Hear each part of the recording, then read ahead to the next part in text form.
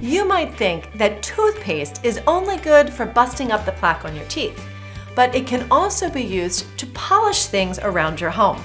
Check out these 5 super easy cleaning hacks you can use around the house. Bust the rust. Clean the metal plate of your iron with toothpaste to prevent it from getting rusty stains on your clothes. Diamonds are a girl's best friend, so let them shine with a gentle scrub to get rid of soap scum, dirt, and grime. If your kid is a budding artist and your wall his palette, don't fret. Trade the paintbrush for a toothbrush. Scrub it away and wipe the canvas clean. Are you a sneakerhead? Don't stress about keeping those soles as pearly white as your smile.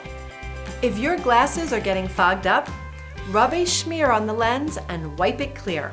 Exhale and enjoy the view. These simple hacks will have you smiling when all of your things start to sparkle again.